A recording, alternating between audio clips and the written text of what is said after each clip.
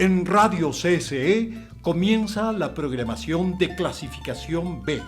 Apta para todo público, con vigilancia de adultos.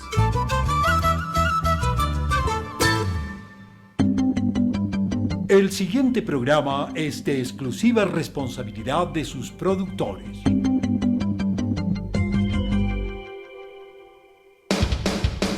Contenido F. Formativos, educativos y culturales. Casa de la Cultura Ecuatoriana, junto a Cooperativa Comunicacional Barba Azul Cartonera presenta Barba Azul Radio, un espacio alternativo donde podrás encontrar literatura, cine, música, temáticas urbanas y más. Barba Azul Radio, las historias empiezan con vos.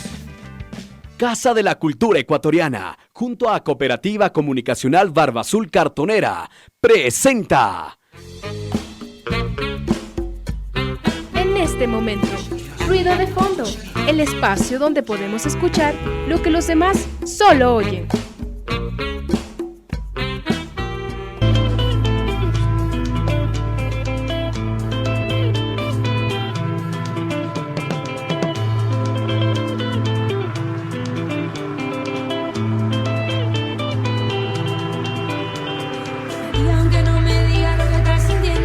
Una vez más nos encontramos para hacer ruido de fondo en medio de una ciudad caótica. En Ruido de Fondo contamos historias por y para la gente. Somos Daniela junto a Sebastián, bienvenidos. No te olvides de sintonizarnos en 940 AM o por www.radiocasadelacultura.gov.es. Si tienes mensajes, saludos o alguna pregunta, escríbanos al WhatsApp. El número es 098 43 424. Repite, Dani, por si acaso, para la gente que no pudo anotarlo o no pudo memorizarlo. El número es 098 43 14 424. Hoy vamos a conversar sobre historia y patrimonio en la ciudad de Quito. Para eso tenemos al arquitecto Alfonso Ortiz Crespo, cronista de la ciudad de Quito. Para dar un poco de contexto, el patrimonio arquitectónico de Quito, el patrimonio histórico de Quito, forma parte de toda la esencia de la ciudad, no como un suceso pasado y lejano, sino como una ciudad viva, en la que pasan montones de cosas variadas, un lugar donde construimos y un lugar donde nos construye también, nos va formando, ¿no? Claro, Sebas, igual debemos recordar que el cuidado del patrimonio debe constituir base fundamental para la construcción de políticas públicas que protejan no solamente los edificios y monumentos, sino que conserven el modo de vida de las personas que habitan en esta ciudad caótica. En Quito tenemos un proyecto ciudad, o siempre hemos tenido un proyecto ciudad que se va actualizando con cada administración, se va actualizando con cada determinado grupo de gobierno y con el contexto histórico-social en el que se desarrolla, pero que la mayoría ha olvidado mucho a la gente que habita esta ciudad, queriendo adaptar modelos que quizás funcionaron en otros lugares, pero que no necesariamente funcionaron aquí, Dani. Entonces, ¿les parece que si para comenzar el programa escuchamos algo de música? Vamos a escuchar Vasija de Barro del grupo de metal cuencano Sobrepeso. Sabemos que están grabando un nuevo disco, Sebas.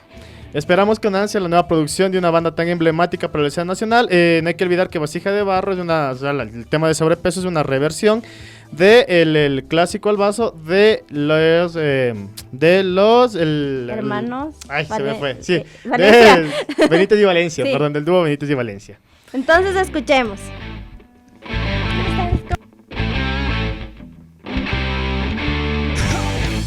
Este es el silbado de los ancestros, de los que nunca se fueron, de los que nos esperan en nuestra propia sangre.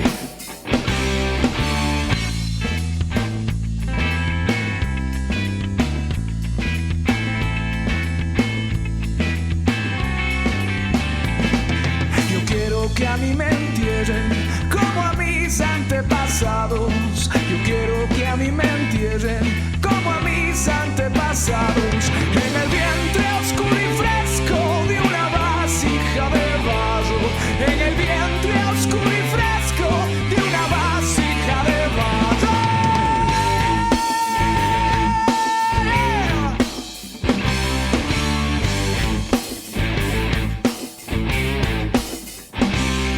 Cuando la vida se pierda tras una cortina de años, cuando la vida se pierda tras una cortina de años, traerá la flor del tiempo, amores y desengaños, traerá la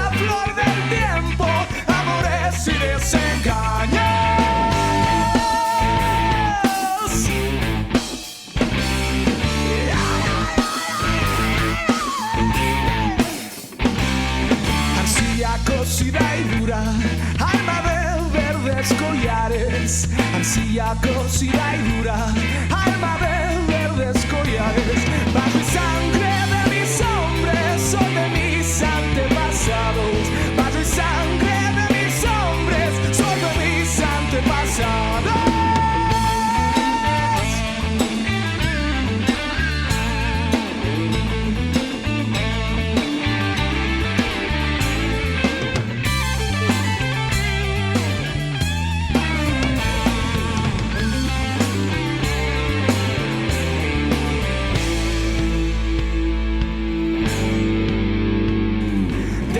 Si a ti vuelvo, arcilla, abrazo de barro, de aquí nací, a ti vuelvo, arcilla, abrazo de barro, con mi mente y hallo en ti, en tu polvo enamorado, con mi mente y hallo en ti, en tu polvo enamorado. Vasija de barro, vasija.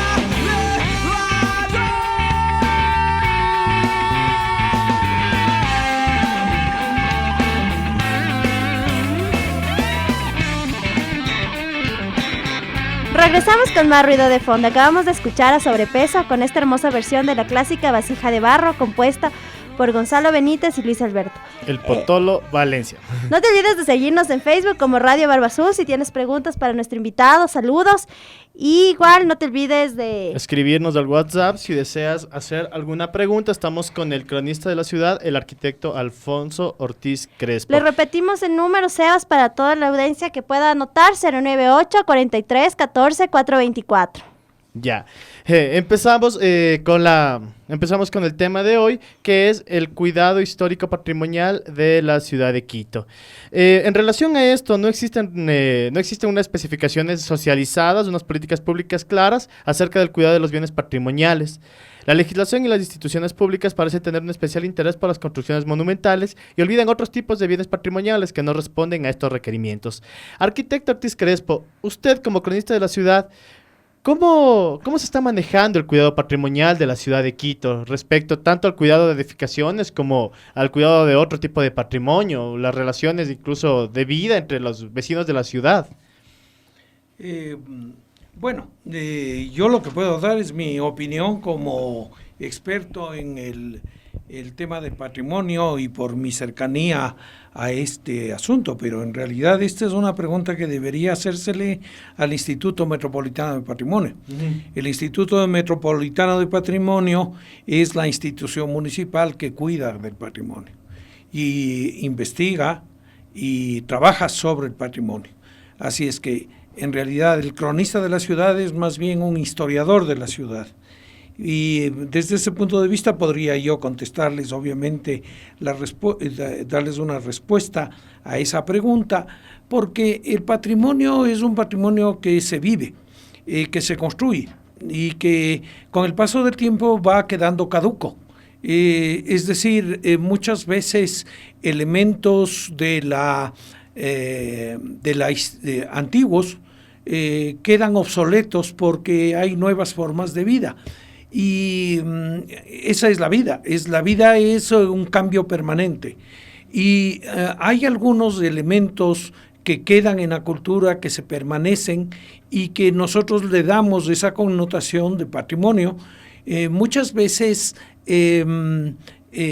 tal vez con una injerencia desde la autoridad, es decir, la autoridad es la que le consagra a ese elemento como patrimonio o como patrimonial, y hay otros elementos que no son considerados patrimonio.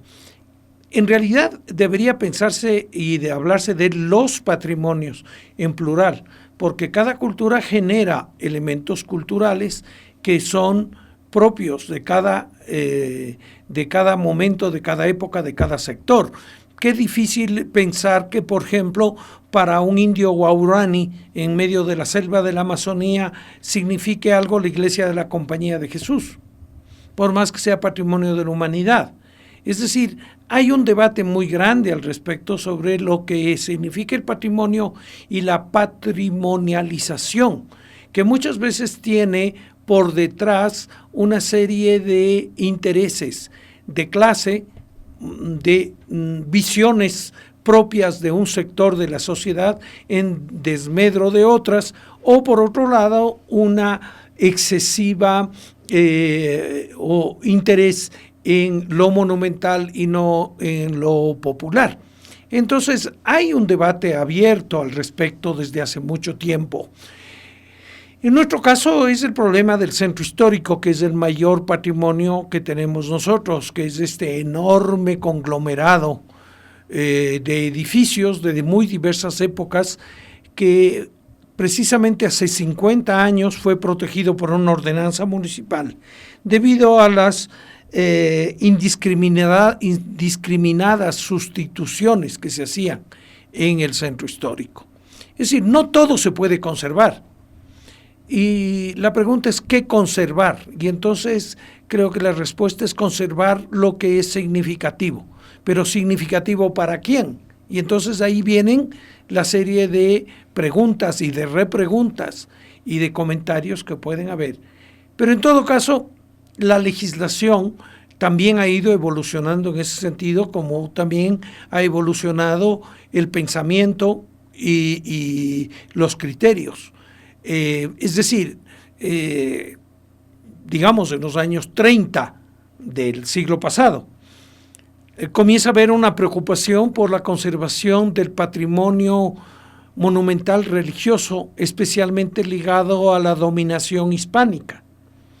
Y hay una legislación que va surgiendo y políticas y una legislación que surge para proteger esos elementos de raigambre prehispánica, de raigambre hispánica. Sin embargo, hasta ahora en Quito no se han hecho investigaciones arqueológicas profundas para saber dónde están los orígenes de Quito. Las investigaciones arqueológicas que se han hecho son muy saltadas por aquí y por acá, y se hacen muchas veces porque se va a hacer una obra pública, como ahora el metro, y se está trabajando en la Plaza de San Francisco, pero es porque el objetivo principal es el metro y no la investigación arqueológica. ¿Me explico? ¿No es cierto? O se va a cambiar de piso la iglesia de San Francisco y la investigación arqueológica se debe hacer obligatoriamente, y hasta ahora no sabemos los resultados de esa investigación arqueológica porque no se publica y no se difunde. Entonces, muchas veces el patrimonio está secuestrado y muchas veces ese patrimonio no está interiorizado dentro de la ciudadanía. Es decir, no puede ser que cada vez que algo se dañe se tenga que recurrir a las instituciones públicas. Está bien recurrir a las instituciones públicas porque son las que saben cómo se deben hacer las cosas, pero ¿y dónde está la responsabilidad social? ¿Dónde está el colectivo ciudadano que defienda la plaza tal, la calle tal, la casa cual o el templo tal? Por ejemplo, ahora en el Centro Histórico de Quito hay una cantidad de capillas y edificios que tuvieron una función religiosa que ya no se utilizan. ¿Qué va a pasar con esos edificios a la larga? ¿Cómo pueden subsistir esos edificios si no tienen uso? ¿O debemos pensar en que a esos edificios hay que darles un uso adecuado, correcto, nuevos usos con el respeto debido a su historia, ¿no es cierto? Entonces hay mucho que preguntarse. Claro. Alrededor de eso, o sea, es como la idea de que, o sea, la construcción del patrimonio alrededor de visiones incluso museísticas, la visión de que en realidad, o sea, la capilla, la iglesia, la casa, deja de perder esa función de iglesia, casa, capilla, para convertirse en una pieza de museo y convertir al centro como en un gran museo lleno de pequeñas piezas para visitar, para hacer con fines turísticos y olvidar que hay mucha gente que habitan en habitados lugares. Ese es el gran peligro, y eso es lo que ha ocurrido en grandes centros históricos. El caso más lamentable y más conocido es el de Venecia. La ciudad de Venecia ya no es habitada por venecianos. La gente de Venecia ya no puede ir a la tienda a comprar pan, o a comprar vino, o a comprar aceite, porque la tienda más cercana está a 1 kilómetro de distancia, O la tienda que antes había en la esquina de la casa, de la calle, está convertida ahora en un sitio para turistas con precios para turistas. Y entonces un veneciano que antes compraba el pan, digamos, a €1, ahora tiene que comprar a €3 porque todo ha subido, porque hay turistas. Claro, es decir, la gente ya no oportunidad para vive el turista. en Venecia porque ya no tiene trabajo. No todo el mundo tiene posibilidades de trabajar en el turismo. Y las industrias están fuera de Venecia y la gente emigra fuera, sale de Venecia. Entonces, ¿qué es lo que ha ocurrido en Quito? En este momento la ciudad de Quito tiene la más baja, el centro histórico tiene la más baja población de su historia. En 1970 en el centro histórico de Quito había 80,000 habitantes, ahora hay 40,000. Y ese es el destino del centro histórico si es que no corregimos nosotros a tiempo una serie de desvíos, diríamos, o de inconsistencias o de olvidos de parte de la administración pública. Y cuando hablo de administración pública no solamente hablo de la administración municipal, sino también hablo del gobierno nacional. Es decir, el momento en que el gobierno nacional propone que el Palacio de Gobierno deje de ser la sede de la Presidencia de la República y la Presidencia de la República se vaya a otro lado, le estamos matando al centro histórico. Porque el centro histórico no solamente son edificios, son también valores culturales, tradiciones, son intangibles. Y una de las cosas más importantes del centro histórico es que representa el poder del municipio, o sea, el poder del pueblo, el poder de la democracia representada por el presidente de la República, el poder de la iglesia, el poder de Dios, etcétera, ¿no es cierto? Catedral. Entonces, ese es el asunto, que no solamente tenemos que preocuparnos por los elementos físicos, pero, por ejemplo, el gobierno nacional ha hecho grandes inversiones que no son menores a $15 millones, haciendo 2 plazas que nunca existieron, o sea, inventándose espacios que nunca existieron, y sin embargo, a pocas cuadras de ese sitio se están cayendo casas auténticas del siglo XVII y XVIII, donde la gente ya no puede vivir porque se le está cayendo la casa encima. Entonces, ¿dónde está la coherencia de la conservación del centro histórico? ¿Qué hemos hecho para conservar la vivienda en el centro histórico, que es el motor de toda ciudad? Y entonces, a las 8 de la noche, cuando uno camina por el centro histórico, tiene que estar viendo a todos lados. No es para que no le pisen los autos, no, porque ya no hay ni autos, sino porque le pueden asaltar porque ya no hay vida. Desolado.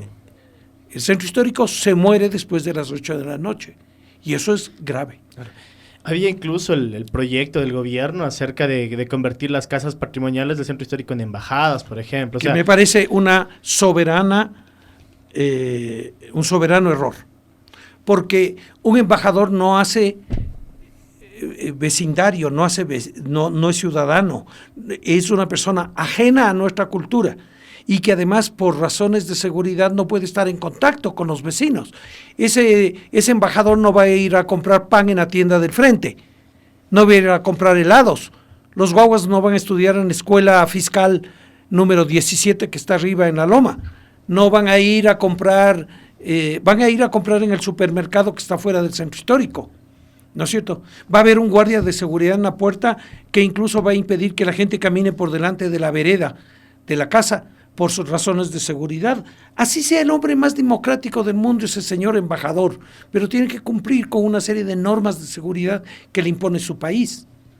Es decir, ¿qué relación va a haber entre ese individuo y la ciudadanía y los vecinos que están alrededor?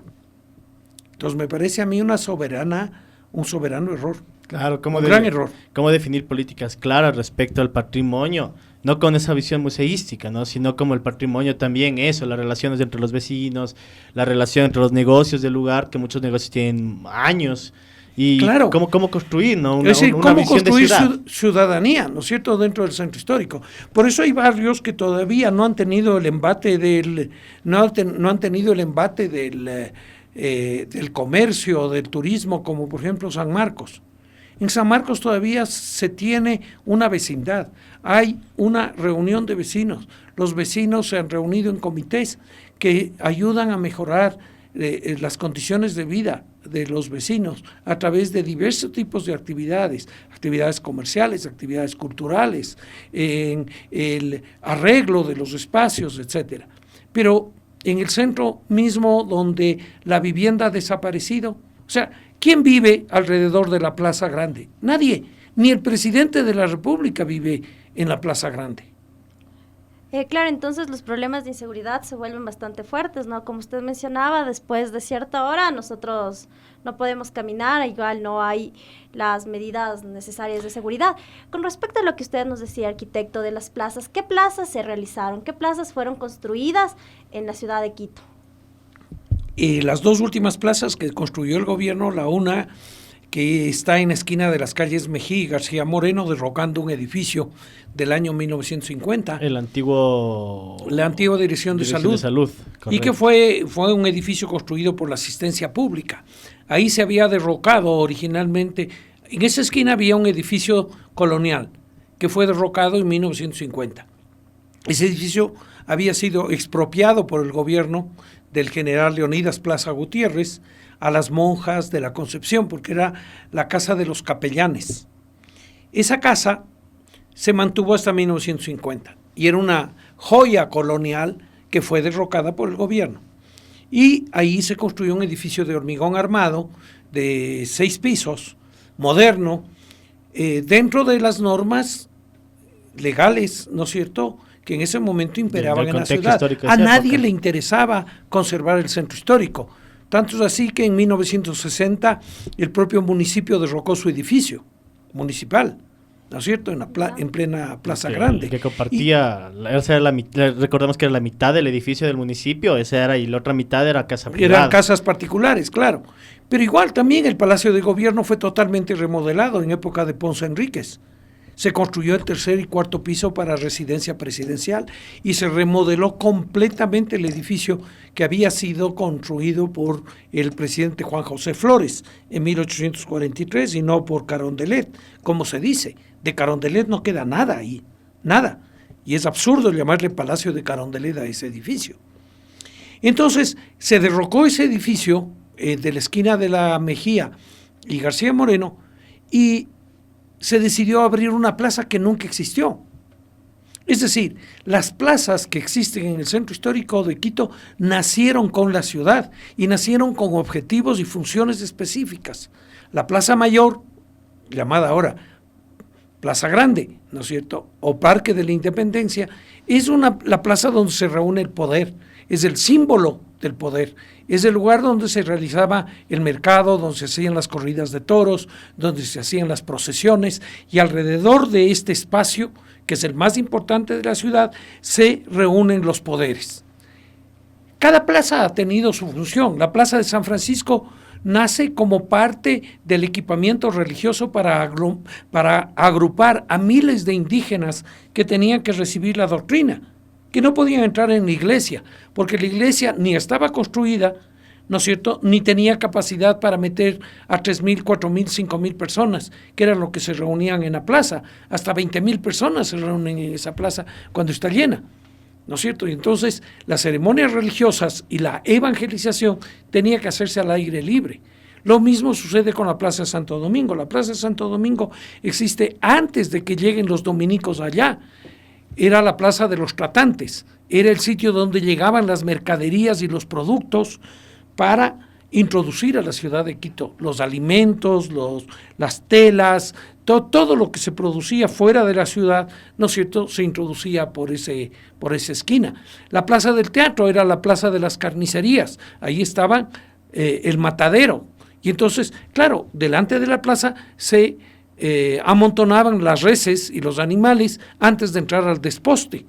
Es decir, cada plaza tenía su función. Entonces ahora se inventan una plaza, ¿no es cierto?, que ha quedado muy mal entre las murallas de los edificios colindantes, y lo mismo sucedió con la Plaza de San Agustín, ¿no es cierto?, que ya los agustinos habían derrocado los edificios coloniales que ahí había y se construyó un edificio moderno, ¿no es cierto?, donde funcionó la cedulación varias décadas, y que después el gobierno nacional expropió en $1 millón ese edificio. Solamente la expropiación fue $1 millón. Todo lo que se podría hacer por rescatar lo auténtico de Quito con $1 millón es mucho más, ¿no es cierto? Entonces esas son las preocupaciones que tenemos ahora. Claro, existe un ejercicio como de o sea, una relación amor-odio con la historia respecto al poder. Es decir, o sea, vamos construyendo, vamos recreando y vamos inventándonos cosas que no existieron. Así es. Que en realidad no estaban presentes en esa época. Usted, en su experiencia como historiador, como arquitecto, ¿cuál es la visión del centro histórico, de la evolución del centro histórico con todo el proceso de desplazamiento de toda la gente que vivía ahí, desplazamiento incluso del poder? ¿Cuál es la lectura que usted le da a este discurso desde el poder? Yo creo que se le está quitando la esencia del centro histórico, ¿no? Esa representatividad que tiene el centro, ese sentido de espacio que nos pertenece a todos. Todos nos sentimos identificados con el centro histórico, sea alguien que vive en Cumbayá, que vive en el Condado, que vive en Pisulí o que vive en la Villa Flora. Claro, ¿no es cierto? El centro histórico es algo que para todos tiene un significado. Es una construcción simbólica de la quiteñidad. Claro, ¿no es cierto? Y del país, y no solamente de la quiteñidad, sino también del país, porque ese es el corazón del país, porque ahí está el poder, ahí está el presidente de la República, ahí está la catedral primada, ahí está el palacio del arzobispo, ¿no es cierto? Entonces, lo que significa ese centro histórico es muy importante para todos. Entonces hay que trabajar, yo creo que con mucho mayor fuerza, no solamente en la conservación del patrimonio material, en la cosa física, sino también en reconstruir los tejidos sociales dentro del centro histórico y que la gente del centro histórico se sienta orgullosa de vivir en el centro y lo sienta suyo, ¿no es cierto? El problema es que mucha gente va al centro solamente para pasear. Va al centro y ve una iglesia y dice qué bonita, entra y no sabe nada. Sale igual de ignorante. No sabe cuándo se construyó, quién lo construyó, para qué lo construyó, lo que es importante. Pero por otro lado también hay, aunque cada vez menos, pero todavía subsiste, la idea de que solamente lo colonial sirve. Cuando estamos hablando de un centro histórico, es decir, de un espacio que ha sido construido por la historia, que no es colonial. O sea, casas coloniales ya no existen en el centro, ya no hay. Quedan contadas con los dedos de una mano, ¿no es cierto? Porque se les ha destruido, porque se les ha derrocado, porque se las ha transformado inadecuadamente. Es decir, entonces, ¿qué es lo que tenemos que valorar? Tenemos que valorar ese conjunto que ha ido evolucionando conforme ha ido evolucionando la sociedad quiteña, ¿no? Y entonces tenemos arquitectura de todas las épocas y tenemos que aprender a valorar también los aportes de la modernidad. Es decir, ¿por qué solamente vamos a valorar lo antiguo y lo que hicieron nuestros abuelos y nuestros papás? Claro, lo que es más porque contemporáneo. Tienen derecho, si están bien hechos y son significativos, tienen derecho a estar ahí. Porque si no estaríamos construyendo una Disneylandia, ¿no es cierto? Inventándonos un pasado, ¿no es cierto? Destruyendo todo lo moderno, porque se conceptualiza lo moderno como feo. Y quiero terminar esta parte comentando que ciudades como Brasilia han sido declaradas Patrimonio de la Humanidad. ¿Qué más moderno que Brasilia, la capital del Brasil, la nueva capital del Brasil, que ya no es tan nueva porque ya tiene 60 años, ¿no es cierto? Entonces, tenemos que aprender también a valorar lo que hicieron nuestros padres y nuestros abuelos e incorporarlos dentro de nuestro patrimonio. Claro, ese ejercicio de apropiación de la historia en contra de la enajenación que el poder ha hecho de la historia respecto a los que la forman, que en realidad somos nosotros, somos todos los que formamos la cultura a diario. Muchas gracias, arquitecto. Vamos a pasar a los anuncios de la Casa de la Cultura y volvemos con más ruido de fondo. Volvemos con más ruido después del corte. Sigue en sintonía.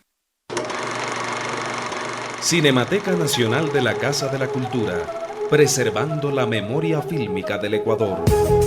Cuenta con un área de consulta pública en la que usted puede encontrar documentos sobre cine ecuatoriano recuperados desde 1901 y material fílmico desde 1922 hasta la fecha. Abierto de lunes a viernes desde las 8:30 de la mañana hasta las 5 de la tarde. En la sala de cine Alfredo Pareja 10 Canseco, abierta de lunes a domingo de 10 de la mañana a 10 de la noche. Puede disfrutar de múltiples eventos y proyecciones de lo más selecto de la cinematografía nacional y extranjera. Las instalaciones de la Cinemateca Nacional están ubicadas en la Casa de la Cultura Ecuatoriana, en las calles 6 de Diciembre y Patria. Visítela y encuéntrese con la historia fílmica del Ecuador. Con la casa, 71 años, vive la cultura. Vive la cultura.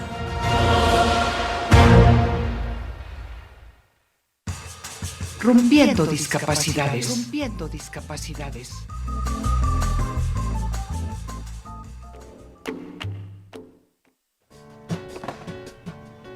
Joven, tiene descuento el detergente Surte está aquí. Joven, con usted hablo. Ay, aquí solo hay gente incompetente.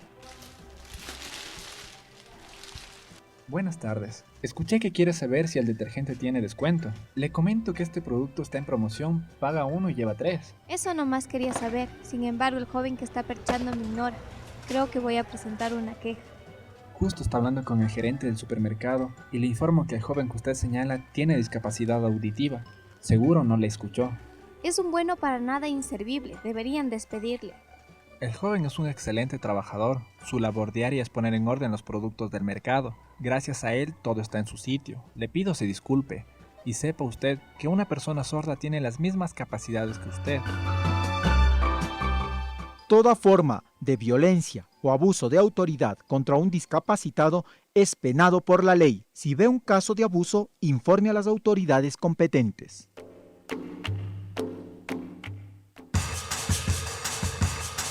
Campaña Los Colores de la Oscuridad, un aporte de Radio Casa de la Cultura Ecuatoriana.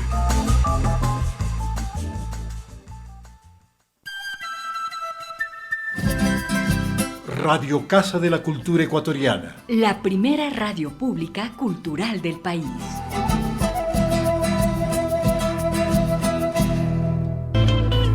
Un saludo para Ruido de Fondo, soy Bato. Saludos. Hola, soy Guanaco y quiero invitarles a que escuchen Ruido de Fondo por Radio Casa de la Cultura. Un abrazo, hermanos.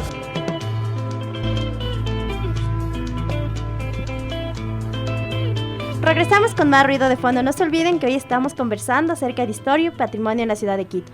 No olviden seguirnos por nuestras redes sociales como Radio Barba Azul. Hoy estamos conversando con el arquitecto Alfonso Ortiz Crespo acerca de historia y patrimonio en la ciudad. Arquitecto, Quito a lo largo de los años ha cambiado su forma por los diferentes proyectos que cada administración construye en torno a la ciudad, como un espacio físico, pero también debemos entender que hay un espacio entre personas, ¿no? ¿Cuáles de estos proyectos de ciudad han afectado a Quito en mayor grado?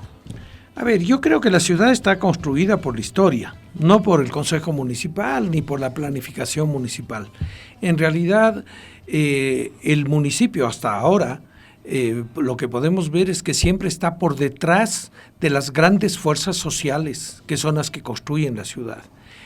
Fuerzas sociales que en algunos casos se toman las colinas, por ejemplo, o se toman los barrancos para construir su hábitat, contraviniendo normas establecidas sobre la limitación que deben tener estos asentamientos humanos por el peligro geológico, el peligro sísmico o por la protección de la naturaleza o por la protección de los bosques o de un sitio arqueológico. Por ejemplo, una de las cosas increíbles que han sucedido en Quito es cómo nos hemos tomado todas las laderas de la ciudad. Si es que nosotros vemos una fotografía del Panecillo hace 100 años, no tenía una sola casa y ahora está llena de casas. No hay fuerzas, ¿no es cierto?, la administración local o nacional que impida que eso suceda. O también, si es que nosotros vemos imágenes del Pichincha hace 100 años o hace 120 años, cuando ya comienza a aparecer la fotografía, hace 150 años, vamos a ver que el Pichincha es un monte pelado sin una sola casa, y ahora tenemos todo el barrio de La Libertad, por ejemplo, construido hasta el sitio de la batalla del Pichincha, o tenemos construido Toctiuco, toda la parte alta de Toctiuco o de San Juan. La loma de San Juan no estaba construida hace 120 años, igual que no estaba construida la Carolina y no estaba construida la Floresta. O sea, la ciudad de Quito se va expandiendo en el siglo XX de una manera vertiginosa. Apenas éramos 50,000 habitantes en Quito en el año 1900 y ahora somos más de 2 millones de habitantes. Es decir, la ciudad ha crecido de una manera desmesurada y muchas veces de manera desordenada, porque la municipalidad no ha podido, por un lado, organizar de manera adecuada el espacio y hacer que se cumplan esa organización del espacio. El primer plan regulador de la ciudad recién se hace en 1942. Y se lo termina recién aprobando en 1945-46. Y después el municipio fue incapaz de llevar adelante ese plan regulador porque era muy costoso, porque no tenía recursos del municipio. Y entonces van apareciendo barrios y sitios ocupados por pobladores, unos por la necesidad de construir su propia casa, en donde se hacen invasiones o ocupaciones ilegales de zonas que no son aptas para el desarrollo urbano, y otras que son provocadas por el capital que con los intereses económicos, ¿no es cierto?, van a urbanizar zonas para ganar tener jugosas ganancias debido a la plusvalía. Entonces, la ciudad de Quito se ha ido construyendo con estas fuerzas, ¿no?, con las fuerzas de los grandes capitalistas, de los grandes terratenientes, de las grandes empresas constructoras, pero al mismo tiempo también con las fuerzas sociales, de las fuerzas populares, que fueron también reclamando su espacio para una vivienda digna. Y así nació, por ejemplo, la Vicentina, así nació Chiriacu, así nació la Villa Flora y otros sectores de la ciudad, ¿no? Arquitecto, ¿cómo se va construyendo la ciudad de Quito? Sabemos que al inicio estaba en el centro de Quito, estaba el poblado. Después estas personas, estos habitantes, ¿a qué sector de la ciudad van?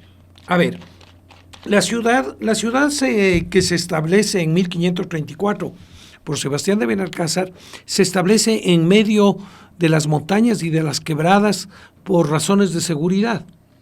Lo óptimo hubiera sido que la ciudad se fundara en el Valle de los Chillos, por ejemplo en San Rafael o en Conocoto o no sé, en Sangolquí, donde había abundante terreno plano, menos abundante quebradas, agua, abundantes terrenos para la agricultura y la ganadería, pero el gran problema, el gran pero es que era una ciudad abierta por los 4 costados. Cuando los españoles fundaron Quito, el 6 de diciembre de 1534, Benalcázar decidió fundar primero un sitio que tenía una vieja tradición de ocupación, que era Quito mismo, ¿no es cierto? Pero además aprovechar eso que los indígenas habían aprovechado antes, que era que las montañas y las quebradas les daban seguridad. O sea, la misma lógica de los indígenas lleva a los españoles a establecer la ciudad junto al poblado indígena, porque va a garantizar, ¿no es cierto?, la geografía, va a garantizar la seguridad. Pero al poco tiempo, pues Quito nunca tendrá una sublevación indígena, nunca tendrá lo que tendrán otras ciudades en la misma audiencia de Quito, como Riobamba o Ibarra, que tuvo grandes sublevaciones indígenas y pusieron en peligro la vida de los habitantes de estas ciudades. Quito nunca tuvo, pero al poco tiempo ya la ciudad se estableció aquí y ya no podía moverse a otro lugar. Y esas condiciones que primaron al inicio, van a ser una condicionante fundamental en el crecimiento de la ciudad hasta comienzos del siglo XX. Cuando llega el ferrocarril en 1908, la modernidad llega sobre las rieles del tren. Es decir, llega el agua potable, no digo que llegue el agua, pero llegan la tubería de hierro que ya se puede introducir a Quito porque el ferrocarril va a permitir que se traiga cemento, hierro, tubería de hierro, maquinarias para la industria, dínamos para la producción de electricidad, alambre de cobre, focos. Es decir, Quito rompe su aislamiento con la llegada del ferrocarril y comienza un proceso de crecimiento que ya para 1930 Quito tenía el doble de la población. Si Quito tenía 50.000 habitantes en 1900, en 1930 ya tiene 100.000, lo cual es una bestialidad. Entonces, ¿dónde está esa gente? Primero, comienza la tugurización del centro histórico. Es decir, las casas que antes albergaban, por decir algo, a 30 personas ahora albergan a 100, porque en cada cuarto entra una familia. ¿Quiénes vienen a Quito? Atraídos porque hay trabajo, porque hay industria, porque hay construcción, porque hay servicios, porque hay una burocracia que está creciendo, porque se amplía el comercio, ¿no es cierto? Porque hay una buena educación en escuelas, en colegios, en la universidad, porque tiene Quito mucho que ofrecer. Comienza a llegar gente de provincias y esa es la que va a agrandar la ciudad. ¿Y dónde se ubica la gente? La gente pobre, ¿no es cierto?, tugurizando el centro, es decir, ocupando piezas que antes ocupaba una persona, ahora ocupan una familia de 6 personas, donde cocinan, donde comen, donde hacen los deberes los guaguas si es que van a la escuela, ¿no es cierto?, y donde los papás hacen nuevos guaguas, ¿no es cierto?, todo en el mismo espacio, y todos durmiendo en la misma cama, y con un reverbero eléctrico que de repente explota, o sin duchas, con un inodoro que sirve para toda la gente que vive en una casa, claro. Es decir, en condiciones higiénicas gravísimas. Entonces, pero por otro lado también, ciertos terratenientes que tienen propiedades alrededor de la ciudad comienzan a lotizar esos terrenos, pero sin agua potable, sin canalización, sin calles, con lo cual el municipio comienza a tener problemas, porque la ciudad comienza a crecer desordenadamente y el municipio no tiene, la ley de régimen municipal no le faculta al municipio a controlar esto. Poco a poco tendrá que irse ajustando también la legislación, o sea, no todo es culpa del municipio, la legislación tiene que irse ajustando y cada vez le va dando más responsabilidades a la municipalidad para que un propietario, en el momento en que va a sacar a la venta los lotes que él ha sacado de sus terrenos, tiene que tener necesariamente agua potable y canalización colocada por cuenta de él, ¿no es cierto? Si bien el municipio puede construir eso, le va a cobrar a ese dueño y esa persona tiene que vender ya lotizados. En esas circunstancias, en 1935, el municipio de Quito crea el primer barrio obrero de la ciudad, que es la Villa Encantada, o el barrio obrero en la Mama Cuchara, en la parte de abajo de la Mama Cuchara, ¿no es cierto? Porque está viendo el municipio que las condiciones de la clase obrera son graves, y asimismo va a fomentar y va a facilitar que, por ejemplo, los sacerdotes dominicos construyan la Bizantina, o que construyan Chiriaco, el barrio obrero de Chiriaco. También el municipio de Quito comprará la antigua quinta llamada Villa Flora, ¿no es cierto?, y la urbanizará y terminará vendiendo al Seguro Social para que el Seguro Social comience a vender los lotes o las casas construidas a sus afiliados. Pero también al mismo tiempo va a haber grandes propietarios que van a hacer inversiones para construir urbanizaciones y van a vender a otros grupos sociales que tienen mucho más ventaja. Entonces la ciudad va a crecer fundamentalmente hacia el norte, porque es más fácil que el centro se comunique con el norte, porque no hay los obstáculos del Panecillo, ni del Machángara, ni ese paso bastante complicado por San Diego, donde está el cementerio, que no va a permitir la creación de vías. El cementerio se ha construido ahí en 1868 y por lo tanto va a ser un tapón que va a impedir el desarrollo de la ciudad armónico por ese lugar, porque hay ese gran espacio que está reservado para la ciudad de los otros, la ciudad de los muertos. Entonces Quito va a crecer hacia el norte y va a crecer primero alrededor de la Alameda, va a aparecer el barrio Larrea, que está junto al colegio Mejía, ¿no es cierto? Ese barrio va a crecer en 1910. Para 1922 el municipio y la Junta del Centenario va a hacer una serie de obras muy importantes de canalización, agua potable y relleno de quebradas. Va a crear el Parque del Ejido, el Parque de Mayo. Va a construir el edificio del Colegio de Señoritas 24 de Mayo, que ahora es el Colegio Espejo. Y va creciendo la ciudad hacia el norte. Y va a crecer la ciudad moderna al norte del Ejido, con lo que ahora conocemos nosotros la Mariscal. Pero al mismo tiempo hay una cantidad de gente de los estratos populares que sigue engrosando estos barrios populares como la Vicentina.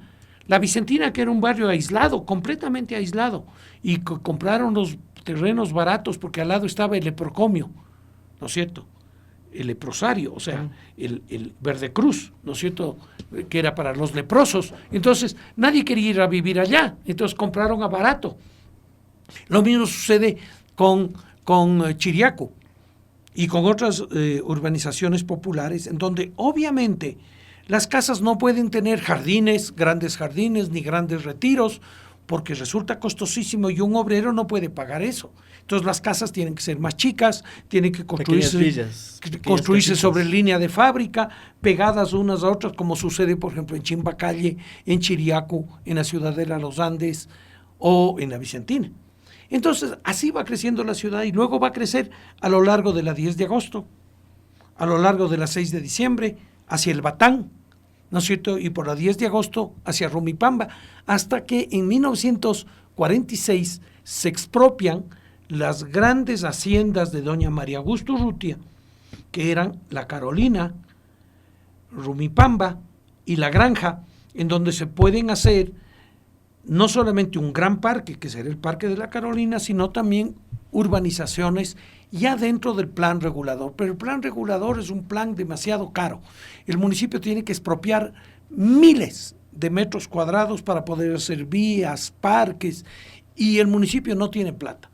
No tiene plata y entonces no desarrolla el proyecto como estaba hecho. Las calles que eran muy anchas ahora se hacen más angostas, y etcétera, etcétera. De ese proyecto, por ejemplo, lo único que queda es la construcción de las dos grandes diagonales del Eloy Alfaro y la República, la ubicación del Estadio Olímpico del Batán, ¿no es cierto?, que se construye en 1951. Ahí debía haberse construido un gran complejo deportivo. Ese era el plan. ¿Dónde se terminó construyendo el complejo deportivo? En la Vicentina. ¿Por qué? Porque el municipio no pudo expropiar los terrenos suficientes, tenía que expropiar, no sé, 300 hectáreas, 400 hectáreas para poder hacer eso, pero sí pudo expropiar la Carolina. Y ahí se hizo el gran parque. Y así crece la ciudad. Así crece. ¿Hasta dónde? Hasta la mitad del mundo. Y por el otro lado, la ciudad ya rebasó los límites, ¿no es cierto?, del distrito metropolitano, y la ciudad de Quito continúa al otro lado de los límites con el cantón Mejía, ¿no es cierto? Algún rato vamos a encontrar Camachachi. Claro. Y no solamente eso, sino que es la ampliación al Valle de los Chillos, que comienza en los años 60 y especialmente se impulsa en los años 70. Luego, Cumbayá y Tumbaco crecen más rápidamente que Quito. Y lo mismo, claro, el sur también. Desde la Magdalena para el sur comienza a poblarse, especialmente en 1970 en adelante, en donde se llega pues hasta donde termina el distrito metropolitano. Entonces el municipio siempre va detrás de la realidad, ¿no? De la realidad. La realidad se impone sobre cualquier norma, sobre cualquier regla, sobre cualquier plan urbano que por diversas razones, entre otras cosas por la debilidad institucional. O sea, el municipio es una institución débil porque no tiene recursos, tiene que depender del Estado, ¿no es cierto?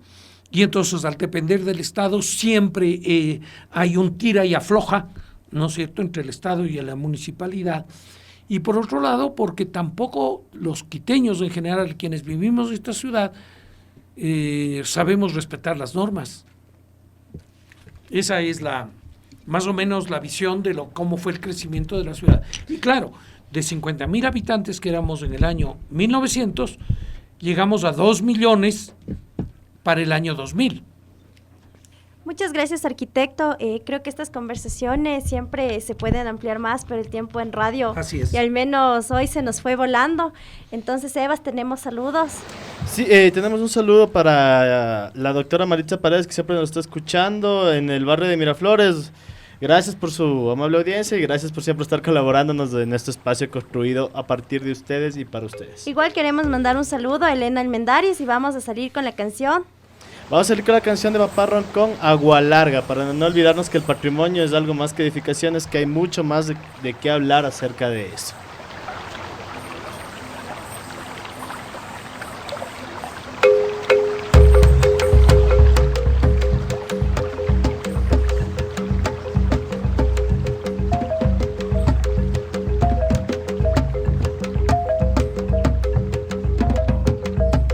Lloré el agua y lloré el agua,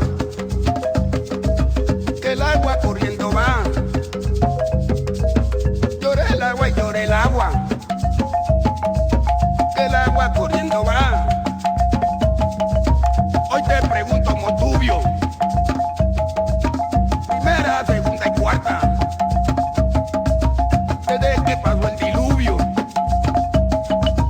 ¿dónde está vara del arca? Lloré el agua y lloré el agua, Agua que corriendo va. lloré el agua y lloré el agua, Agua que corriendo va. lloré el agua y lloré el agua. Agua que corriendo va. Donde el arca se varó, Agua que corriendo va. yo te doy razón y seña. Agua que corriendo va. Dime si llegó a la peña, Agua que corriendo va. el agua cuando se creció. Agua que corriendo va. Lloré el agua y lloré el agua, Agua que corriendo va. lloré el agua y lloré el agua. Agua que corriendo va. Decime qué más fraguó, Agua que corriendo va. si la barca estaba plena, Agua que corriendo va. con los auxilios de Dios. Agua que corriendo va. La barca estaba muy plena. Agua que corriendo va. Lloré el agua y lloré el agua, Agua que corriendo va. lloré el agua y lloré el agua, Agua que corriendo va. lloré el agua y lloré el agua. Agua que corriendo va.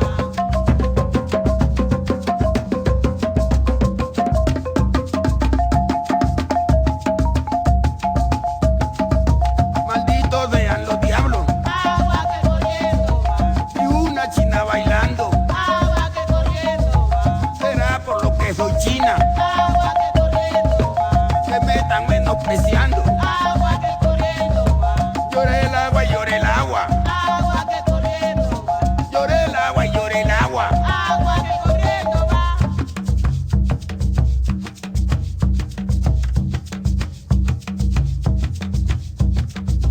Lloré el agua y lloré el agua, Agua que corriendo va. lloré el agua y lloré el agua, Agua que corriendo va. lloré el agua y lloré el agua. Agua que corriendo va. Donde el arca se varó, Regresamos haciendo más ruido de fondo en medio de esta ciudad caótica. Acabamos de recibir un mensaje que dice: felicitaciones, un saludo al arquitecto Alfonso Ortiz Crespo. Detrás del centro hay historias reales que decir y saber. Muchas gracias por el mensaje. Bueno, para ir un poquito cerrando el programa, ha sido una conversación muy, muy interesante. Ha sido una conversación que en realidad nos ha demostrado que, o sea, que las dinámicas de poder han manejado mucho la cuestión de patrimonio y que se debe ir construyendo y se debe ir tejiendo alrededor de las relaciones humanas, de las relaciones entre personas. Todo este cuidado del patrimonio, ese patrimonio intangible que, como conversábamos en pausa con el arquitecto, o sea, son cuestiones que o sea, que deben seguir siendo efectuadas, hechas, es decir, nos comentaba el arquitecto, o sea, las iglesias, las casas van a seguir ahí, lo que se necesita para seguir manteniendo el patrimonio cultural, las cuestiones culturales, es seguir haciendo, efectuando, seguir cuidando y conservando todas esas tradiciones que han hecho que lleguemos hasta donde estamos en la actualidad. Sebas, antes de terminar el programa queremos nuevamente agradecer al arquitecto por el tiempo y también queremos agradecer a toda nuestra audiencia que nos escuchó por Radio Casa de la Cultura 940M y también a quienes nos escucharon por internet. No se pierdan mañana, vamos a tener también un interesante programa aquí en Ruido de Fondo. Esperamos contar con su amable audiencia. Tenemos una cita el día de mañana para seguir compartiendo y seguir construyendo este espacio desde ustedes y para ustedes. Nos vemos, Sebas, mañana para seguir haciendo más ruido de fondo en esta ciudad caótica. Hasta mañana, mi Dani. Muy bien.